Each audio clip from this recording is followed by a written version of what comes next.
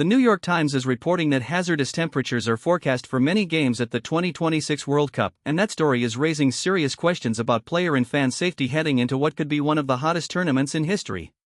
Here's the situation.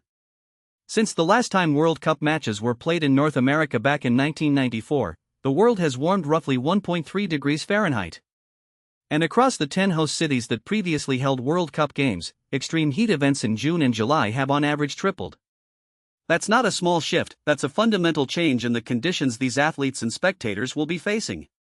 According to World Weather Attribution, a climate science research initiative at Imperial College London, a quarter of this year's 104 matches, and yes, there are 104 matches this year, 40 more than any previous tournament, are likely to be played under conditions that risk heat stress. 5 of those games are expected to exceed what researchers call the unsafe threshold on the wet bulb globe temperature scale, which is a measure that factors in not just air temperature but humidity, sun exposure, and wind, essentially how well your body can actually cool itself down.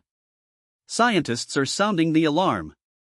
Last month, a group of 21 researchers including physiologists and climate experts wrote directly to FIFA saying its current heat safety guidelines are insufficient and, in their words, impossible to justify.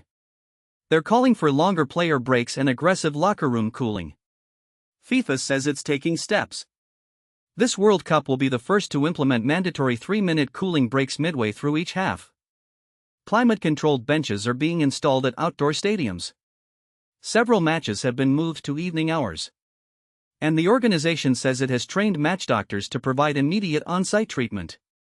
But critics point out that FIFA's own threshold for potentially postponing a match, a wet bulb temperature of 32 degrees, is significantly higher than the 28-degree limit recommended by both the Players' Union and the American College of Sports Medicine.